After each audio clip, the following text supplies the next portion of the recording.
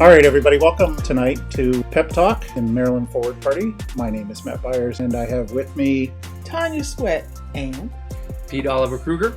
All right, so prioritizing epic problems is the full name of this, and we shortened it to PEP Talk. And basically what it gives us is an alternative way to have a debate where instead of fighting about solutions, which we often do, we instead can start to find some common ground over talking about the problems that we want to solve. So the number one rule of a pep talk is no solutions. We generally do not tackle problems that are just problems of the right now and that are going to disappear very quickly. And we also tend to, in that same way, not make it very specific about any one particular person or group or situation that's happening right now. That often gets us to defining much better problems that we can look at in the long term. One of the other things it does is it forces us to deconflate issues, one problem at a time. Not that we can't tackle all the problems eventually, but let's write them down one at a time and get them clearly stated. One of the other nice things about the format is everybody gets 1 minute to talk, but then we're going to move on to the next person. And so you get to hear from more voices. So it makes it a lot easier to feel part of the debate and stay engaged with the debate because you know you're going to be able to come in more quickly. And then as you hear about it from each of those different perspectives in little 1 minute chunks, you figure out that better wording of it. It just builds that collaborative process, which gives you much better results. Yes, it's the collaboration that's really important here. And on top of that, we have to take one more step besides just agreeing on what all the problems are, and that is to organize those problems into a certain order, right? Yeah, when people focus on solving only one problem at a time, they often create brand new problems or make other problems worse.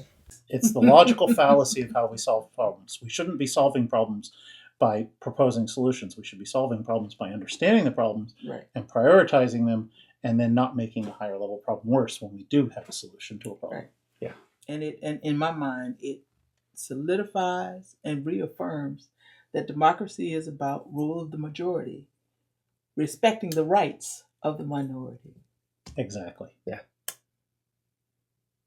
Okay, for the series that you're seeing in these first couple of pep talks that we're going to run for the podcast, the prompt question that we gave to ourselves as leadership was, what problems, if they were not addressed by the Forward Party, would make us as leaders of the group consider wanting to leave the party if it was not handled?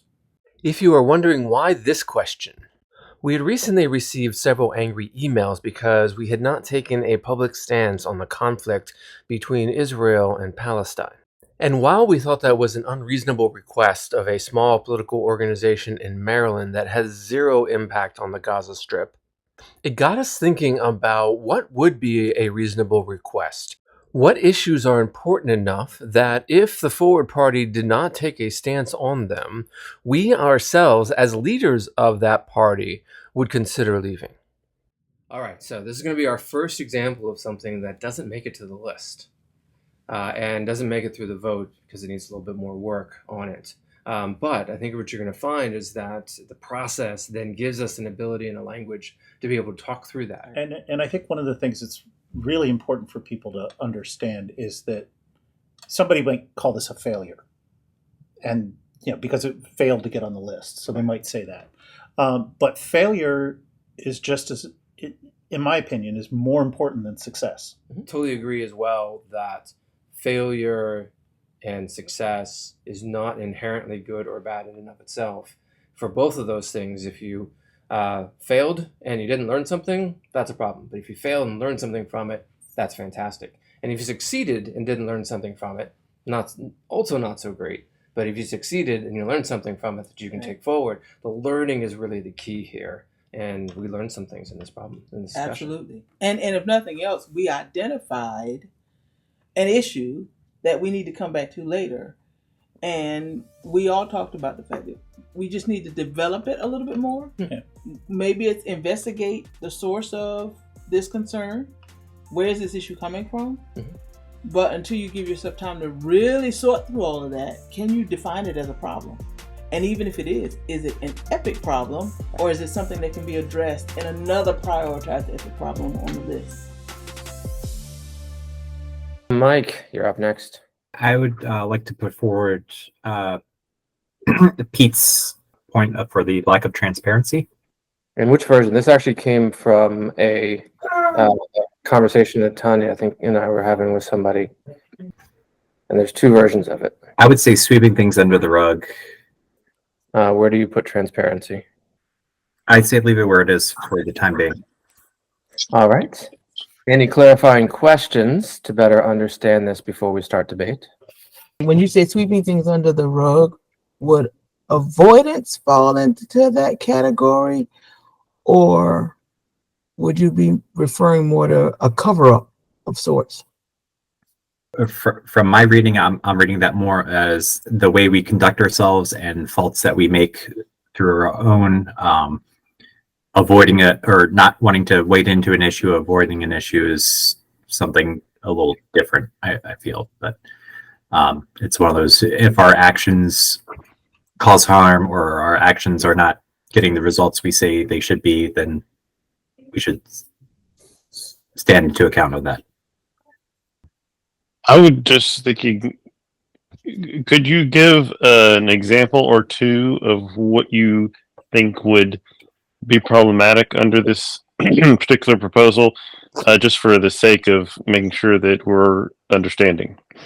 If we, as a state party, decide to throw an event and we're saying, hey, we're throwing this event to fundraise and everything else, and we sign a contract for a lot of money and we don't raise that back, how do we handle that? Do we just never mention it again, or do we say, hey, this happened, we didn't make our money back, and just make sure it's out in the open, and instead of not admitting to our faults and just not having things go wrong? Or if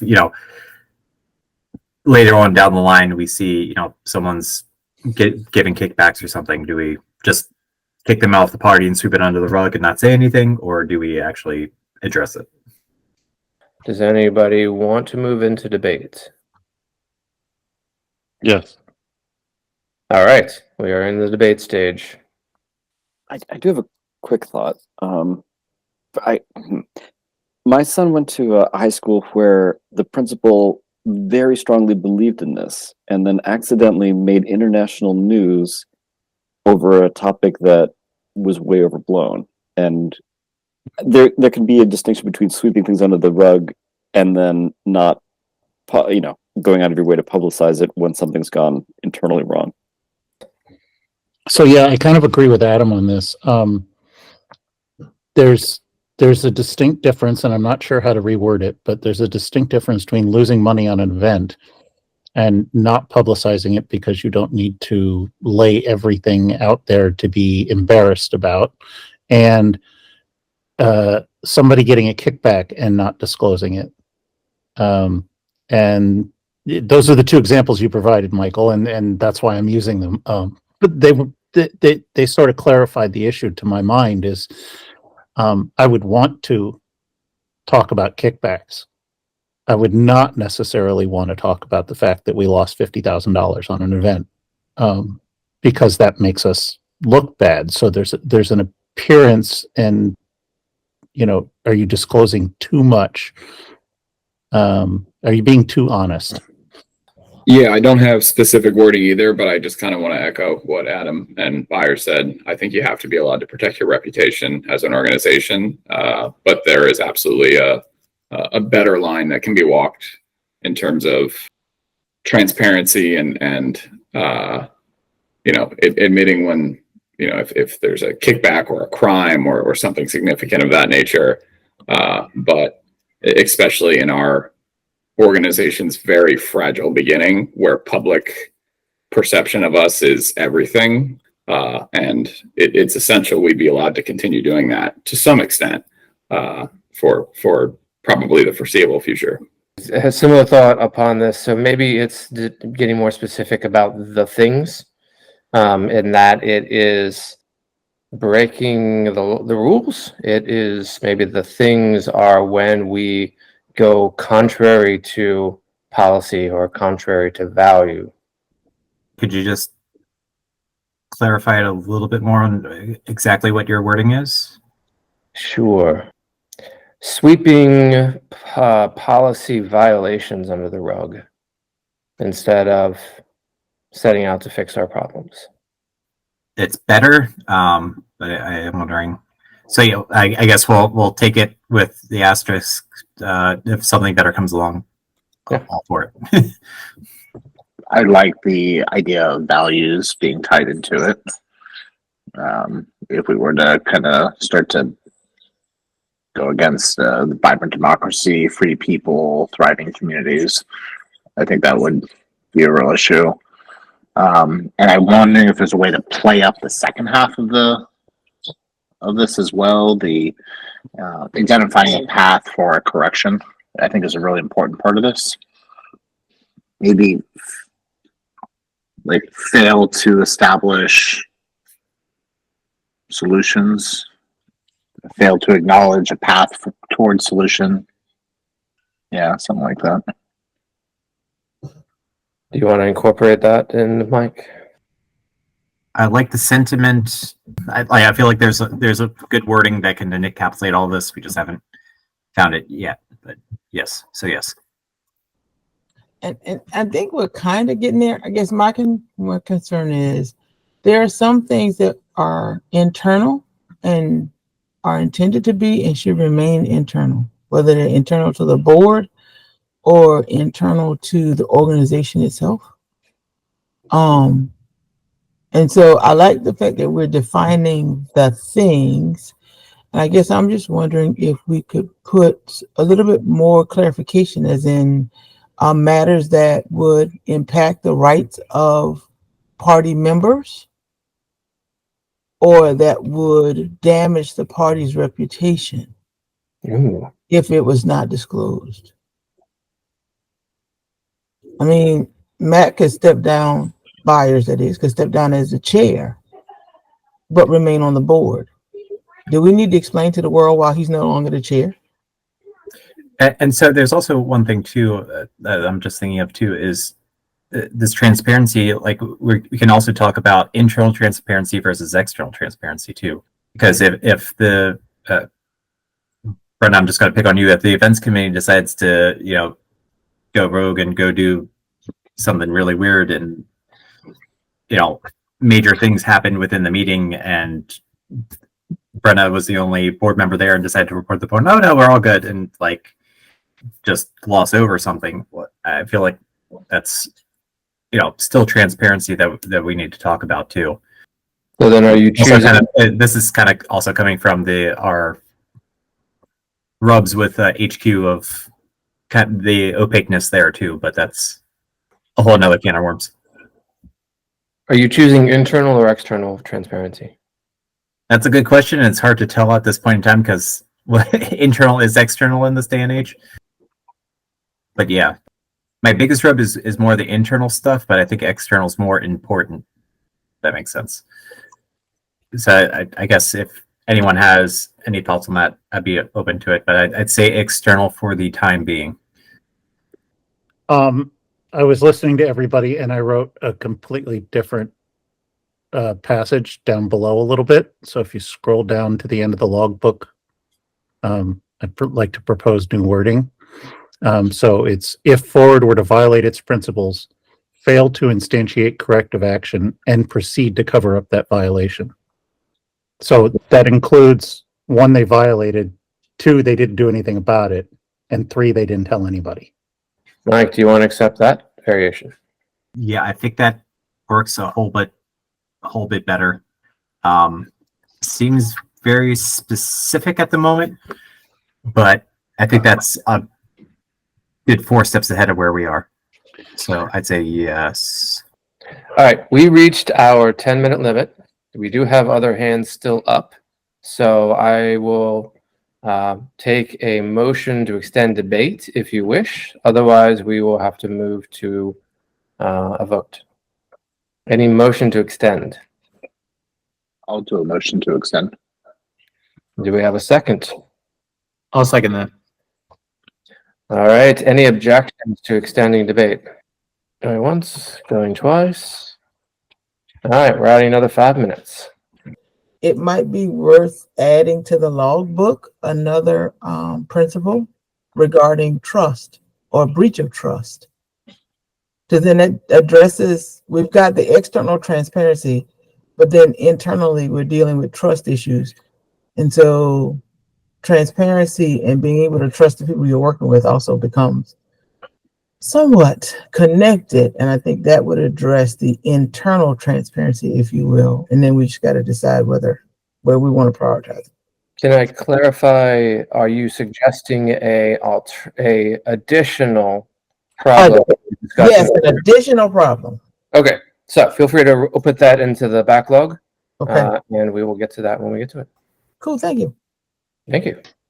Can I raise my hand and actually turn Tanya's suggestion into a edit change? Sure. So if were to breach the trust of its members, fail to instantiate corrective action, proceed to cover up. I think I like that one better. Because that kind of gives us cover over a couple of different ones. I'm just trying to think through here. If Ford were to breach the trust of its members, sounds like the end results. So let's say they breach the trust of the members, fail to take corrective action, and proceed to cover that up. Now, I see how that worked better with the policy, because you find out you breached the policy, you take corrective action, you don't cover it up. But once you breach the trust, it feels like you've already gone the whole list.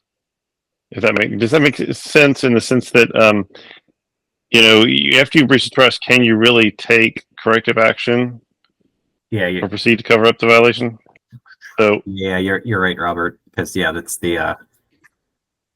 So my thought is, Michael, maybe it might work to take the breach of trust piece to a separate statement. Right. Deal with that. Yeah.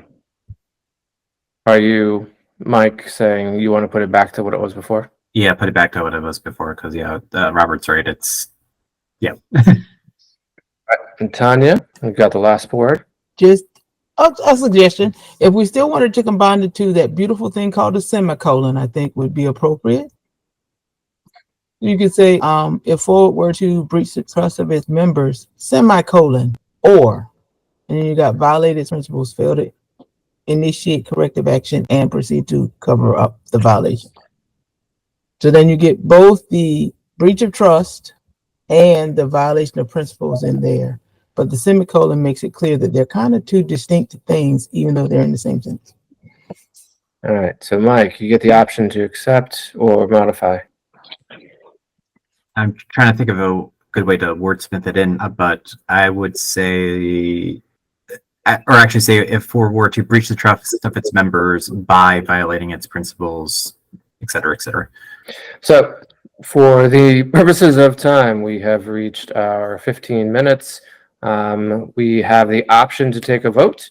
If we take a vote and it passes, then we cannot continue debate on this unless we make a proposal of an alternative or adjustment to this in the future. We can opt to not take a vote, and then somebody can bring this up again in the future. So, is there a motion to vote? Going once.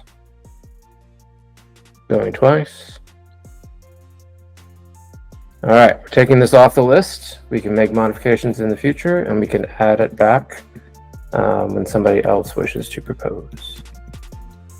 The word transparency, a perfect example of how it brought out so many different interpretations. Mhm. What exactly does that mean? Cover up, sweeping things under the rug, ignoring it, avoiding it. And so, yeah, we had to figure it out. Mhm. So that was a great debate. Great ideas. Okay. Bella really liked that idea. I think one of the interesting things about this example that's about ready to come up is that as we started getting into debates and we started to unfold and unpack this stuff, we started realizing, oh, there's a problem, there's a problem, oh, here's a problem, and it's really hard to summarize some of these things. Plus, one statement can start off and turn into 3, 4, 5 different problems that all need to be addressed. But, you can't address 5 problems at once. And so one of the nice things I think about the process is it gets us to think about one thing and let's tackle that. and then come back and talk about the other things later. Yeah, I mean, if you just look at what we put on the screen at the beginning of this, it's this big long paragraph. Well, that nobody could say that's a problem, but we broke it down and we started focusing on one thing at a time. And you can actually tackle 5 problems at once to solve them, but not to define them. Yes.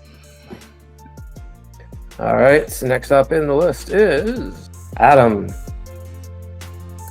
All right. So, yeah, I can go ahead and propose the kind of similar to the disenfranchisement one. And I guess I'll kind of go ahead and read it, but I'll kind of read it as is. So, if the Ford Party didn't attempt to address the structural problems that are crucial to the long-term representative government, so like in the worst case, I would leave the Ford Party if they supported equating money and corporate power with political power. And so if the Ford Party attempted to further codify personhood to corporate entities like aka Citizens United, or how unlimited money can be spent on campaigns, or how corporate or personal interests can control the message of media. So, in other words, if the Ford Party which currently aspires to doing bottom-up prioritized problem solving, but if they were to change it to specifically undermine that goal along the lines of any of those examples, then that's when I would leave.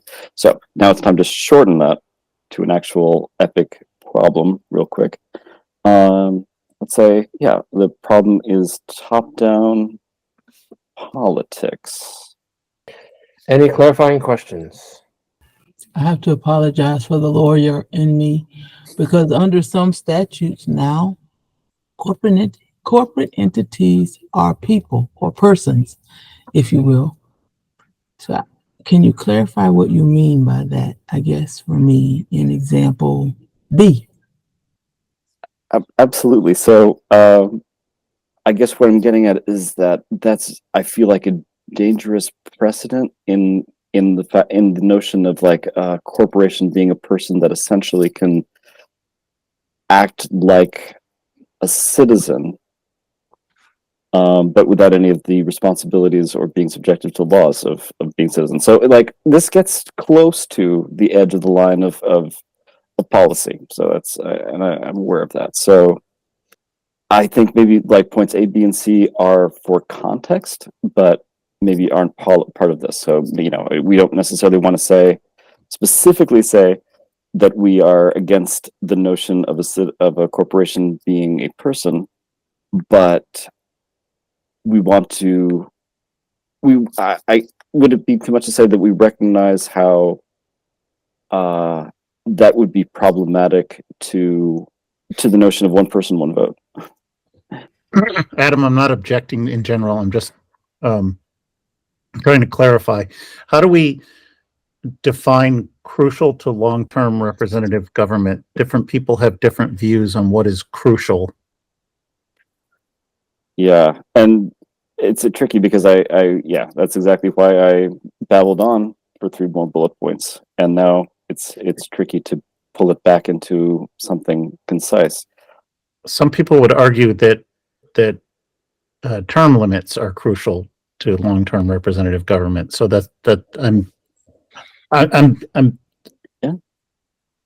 tied here because I understand what you're trying to get at, but at the same time, I don't think the language is tight enough. So I think maybe it would help if I pushed the notion of how money is distorting politics, and if the Ford Party were to support money distorting politics, that would be an epic problem. So maybe in that first sentence, it's not just like the top-down politics, or it's more like top-down how structurally money is being allowed to influence politics at a structural level, and that's a problem. It's darn hard to phrase, but that's what I'm getting at. So this is talking about a lot of the reforms and everything else, especially as it deals with money and politics. Is there any thought in the keeping what citizens currently enjoy as part of this? Just background of what I'm seeing, a lot of the proposals that go to kind of roll back Citizens United also do a fairly terrible job of keeping donation secret.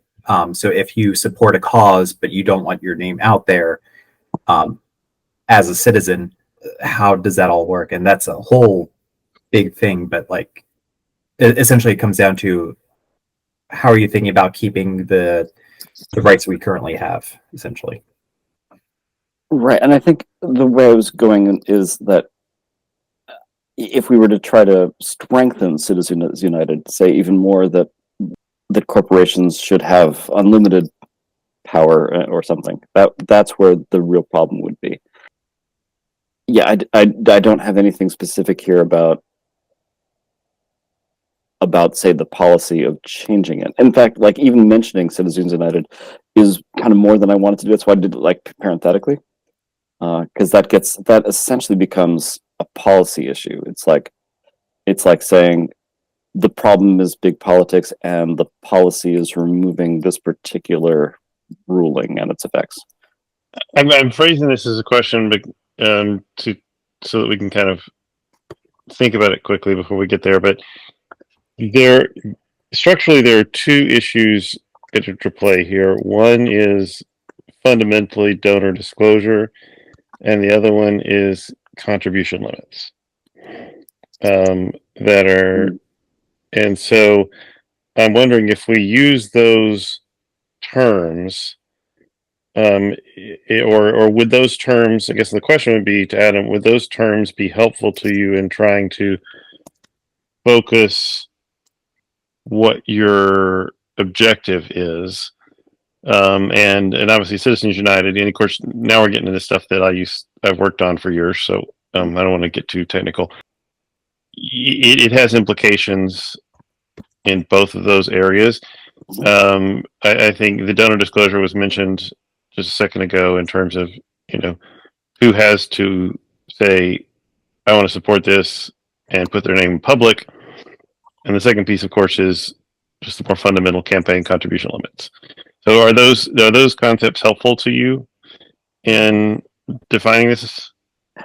I kind of wonder though that if that becomes too specific in terms of a specific solution, as opposed to identifying the overall problem. Personally, I like those ideas, like disclosing contributions and such.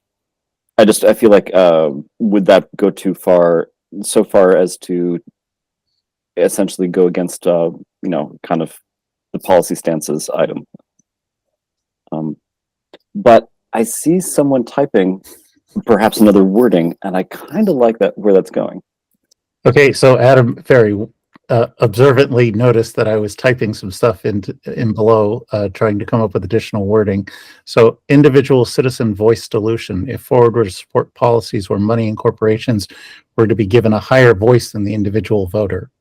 Yeah, and what Adam said. I get that. Yeah, that's a lot closer. That's a really good way of distilling it, I think, with the only sticking point of like the policies part. Do we need to rephrase that? So, because I think the overall thing is like, oh, we already covered it. We don't do any policy stances at all. Fair. What I'm trying to do is walk the line between the Supreme Court decided something and we can't roll that back without a new decision. So it is the law of the land, but we don't have to support those policies within Forward itself. Right. Adam, do you want to accept this suggestion in whole or in part? It's much better than what I have now, so I am happy to accept it in whole for this moment. And like, if I think of something slightly closer to what I'm hoping for, that'll be good. But if not, we'll just keep moving. All right, Robert's up next. I guess my thought here is that this is one where it is very policy driven, because the question becomes the obvious question becomes, what are we doing about it? And how do people feel about that particular policy? And so just to quickly review, Citizens United, which essentially said that a corporation has First Amendment rights, and what that means is that a group of people has the same First Amendment rights that a singular individual has. That was the actual holding of Citizens United. So that you can get together as a corporate group and retain your First Amendment rights, just as you would have them if you were a singular person. Now that has all kinds of ramifications. And as you said, some people interpret that to be that a corporation, which is a business entity, for instance, has First Amendment rights, if you will, which is also very different, and that's getting into big dollars, wealthy people, which is a whole kind of separate issue. So this is a big soup of issues and messes that it's really hard to, I think, develop a blanket statement about. So I don't know. My thought here is this may be the sort that we may need to give more thought to. How exactly are we going to say this? You don't want to take smaller people's rights away, or the rights of people who are, have less money to organize. So we're well above the time limit. Crossing over into TED Talk. It sounds like it'd be a great TED Talk to have, but we don't have the time right now. So my thought would be maybe to table it for now and think about it more, because I just don't. That would be my suggestion. Awesome. Sorry. That's it within the rules. So we've got a motion to table. Anybody want to second a motion to table? I'll second it. All right. Any oppositions to a motion to table? All right. Any abstentions? Okay. Top-down politics is tabled for now. Another thing that I love about this process is whatever somebody is bringing forward, the rest of the people are joining in to help them to clarify their thoughts, because they know they're going to get the chance to clarify their own thoughts later. And so I love how the group comes together and really helps shop and come up with alternative statements that meet the original intention of the proposer. But again, it goes back to unpacking I know there's something wrong here, but I'm not exactly sure what it is. Mm-hmm. Just sharing it with other people helps you to fully develop what it is you're sensing and not being able to express it the way you want to. Thank you for joining us for this episode of the PEP Talk Podcast. We'd love to hear from you. Email us at maryland@forwardparty.com and let us know what you liked and what we can do better. And we'll see you again at a future episode of PEP Talk Podcast with the Maryland Forward Party.